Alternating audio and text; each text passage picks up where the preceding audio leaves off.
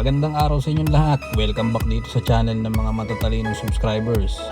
Tuloy natin yung lakwatsa natin dito syempre sa Quezon City, sa part 2 nitong SM Fairview. Mahaba ba yung pasensya nyo? Medyo malawak kasi yung area ng wristwatch nila dito sa department store eh. Tignan nyo, baka may kursunada kayong relo tapos around the area lang kayo. Kasi itong SM na to, mas malapit na to sa Bulacan at Valenzuela kaysa sa mga taga Makati, tsaka taga Manila, Mandaluyong. Norte na kasi to eh. Yung mga super malls kagaya ng SM Mega Mall, SM North at saka Mall of Asia mas maraming watch stores kaysa dito. Pero kung ang ikukumpara ay yung department store, mas maraming brands dito sa Fairview kaysa dyan sa mga nabanggit ko. Check nyo na lang din yung prices kasi itong footage natin dito bago pa magkaroon ng skirmish sa Middle East nitong 2026. Pero paniwala ko wala namang malaking pagbabago ng presyo dito eh. Maliban na lang siguro sa mga bagong stock na paparating. May mga episode pala tayo tungkol sa bagay na yan, abangan nyo na lang. Siyempre yung mga companies na yan ng mga watch manufacturer, ine-export nila yung kanilang produkto sa iba't ibang bansa. Bukod dyan, nag-i-import din sila ng mga materyales sa pag-assemble ng mga relo nila. Dahil sa nangyari sa Middle East, apektado yung global trade at world market. Na siyang maaaring maka-impluensya sa sell at resell value ng mga relo ngayon. Pero kasi hindi naman dapat maapektuhan yung presyo ng mga relo dito. Kagaya na lang nitong major brands na makikita nyo galing Japan. Wala namang kinalaban sa Middle East yung mga materialis nito eh. Kung meron man, napakaliit lang siguro ng epekto nun para ikataas ng presyo nito mga relo dito. Sana nga bumaba pa yung presyo no, kasi hindi naman mga basic commodity itong mga ito eh. Kasi pag nagkaroon ng krisis sa supply ng mga pagkain, hindi naman natin pwedeng ipambili itong mga relo eh. Anyway, hindi naman nalalayo ang presyo ng mga relo dito sa ibang SM department store. You could take advantage lang kung may nakita kayong rare o limited time piece. Tapos magawi kayo dito. Or kung malapit kayo sa area ng Fairview. Hindi siya ideal dayuhin lalo kung manggagaling kayo sa southern part ng Metro Manila. But the best part kung taga norte kayo ay ginawa nilang one-stop shop itong SM Fairview sa dami ng watch stores dito.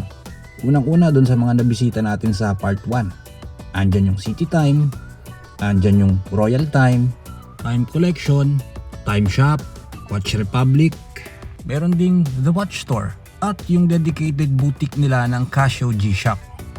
At syempre itong maipagmamalaki nilang collection nila dito sa department store, housing more than 20 major watch brands.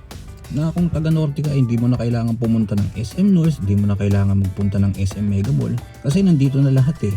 From entry level watches up to premium watch brands kagaya ng Hamilton, nandyan yung Orange Star, and some high-end models like King Seiko.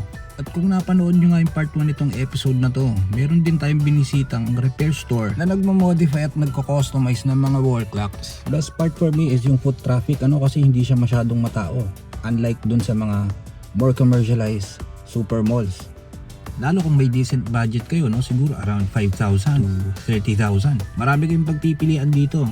Just manage your energy lang kasi medyo malawak yung department store dito eh. O lalo kung balak nyo puntahan lahat ng watch store. Kung talagang naghahanap kayo ng special watch para sa inyo. Ang kagandahan dito maraming restaurant, mga fast food chain, tsaka mga coffee shop na matatambay nyo habang nagpapahinga at habang nagdidesisyon kayo kung anong relo talaga yung bibilhin nyo. Napakarami ng options and choices dito o gaya nga na itong Seiko Black Series yung Speed Timer at saka yung Samurai. Ito pa, yung mall kasi na ito kahit malayo mas accessible na siya dahil maraming na tayong means of transportation ngayon. Nandiyan na yung Grab, merong Move It, merong Joyride, merong Lalamove, so on and so forth. Nung panahon kasi ng mga early 2000 na mga unang nagpupunta ako rito, ang means of transportation lang dito is bus, shuttle, jeep, tsaka tricycle. O minsan taxi, kaso minsan yung taxi driver ayaw tumanggap pag ganito kalayo. Ang naaalala ko pang pamasahe sa jeep nun from Libertad dyan sa Pasay is 12 pesos hanggang dito. Ngayon magkano na ba? Ngayon kung dadayo kayo dito para lang bumili ng relo, syempre pag-isipan nyo din. Baka sa pamasahe pa lang lugi na kayo dahil halos katumbas na ng halaga ng relo na bibili niyo. Pero kung may alternative means of transportation naman kayo, kung pwede nyong ibisikleta, bakit hindi? Kung taga Caloocan kayo, Valenzuela, Novaliches, o mga taga San Jose del Monte, Bulacan. Alam ko din, accessible ito kung mga taga Marikina kayo Tama ba? Pero balik muna tayo sa mga relo. I-highlight ko lang itong nakita kong rare time piece ng Citizen. Hindi lang talaga ako preparado nung napadaan ako dito eh. May inasikaso lang kasi ako dito sa LTO na malapit dito. At wala akong perang dinala pang kapritsyo. Kinukumbinsi ko pa yung sarili ko eh. Sabi kasi sa akin ng sales lady, pwede ko namang orderin online. Gagastos nga lang ako ng shipping fee. Tsaka medyo may kamahalan. Pero mas okay na yun kaysa magpagod pa ako para sumadyang bumalik dito, di ba? Sige, lipat muna tayo sa ibang store at balikan natin yung department store maya-maya. Itong Time Shop ay matatagpuan sa low ground ng main building.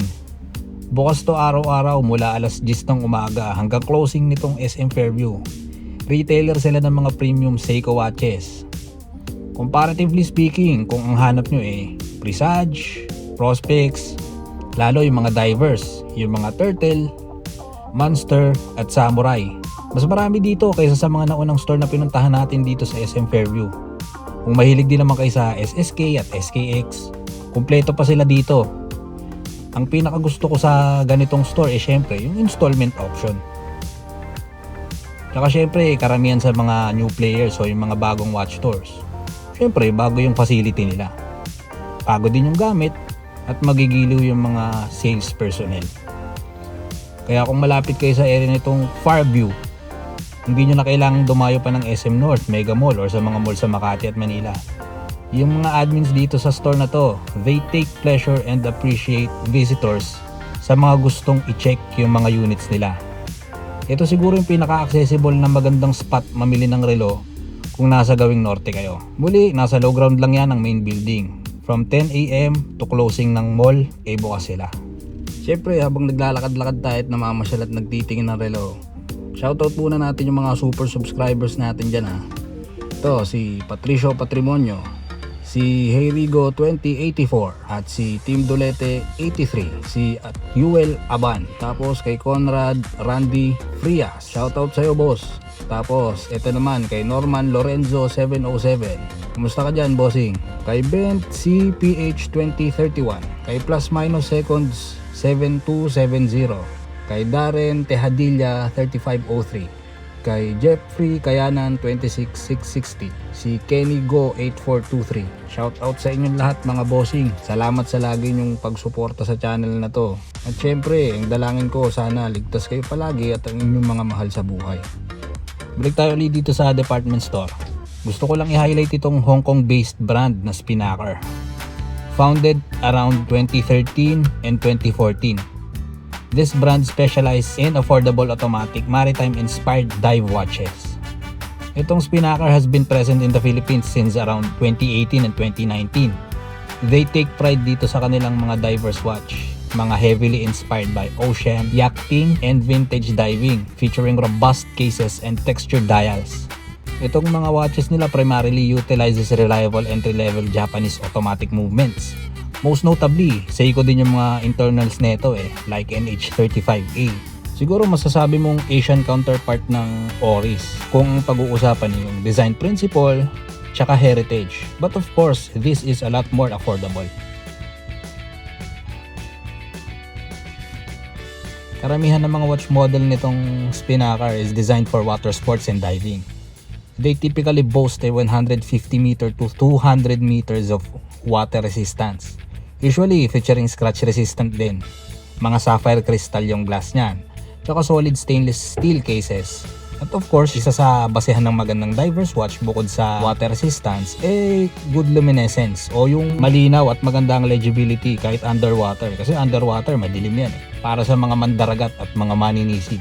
Kung mahilig kayo sa mga unique design at ayaw nyo ng mga standard, mga common at mga mainstream na watch brands, then you could consider Spinnaker as one of the most practical, budget-friendly but reliable watch. Although they are more focused on the rugged and sporty aesthetics as opposed to the elegant and formal watch designs. Ayun, siguro napansin nyo mataas ang presyo ng mga produktong petrolyo ngayon. Pero hindi ko alam kung gaano ba yan makaka-apekto sa mga basic commodities natin. At syempre sa watchmaking industry in general. Kung meron man siguro very minimal lang. Kung nagpaplano kayong bumili ng relo for investment, lalo kung mamahalin, ang opinion ko lang ipagpaliban nyo muna. Maraming mas mahalagang gastusin sa panahon ngayon Unang-una na yung pagkain, pamasahe, siguro hintayin nyo na lang munang bumalik sa mas matatag na sitwasyon yung ekonomiya natin bago nyo pag-isipang bumili ulit ng susunod nyong relo. Gayunpaman, marami tayong magandang pag-uusapan sa mga paparating nating episode. Ang pinakamaganda pa din maging smart spender tayo sa ganitong panahon. At syempre, palagi tayong manalangin para sa kaligtasan ng lahat. Once again, this is your Time Catcher. Stay safe, God bless us all, and keep watching.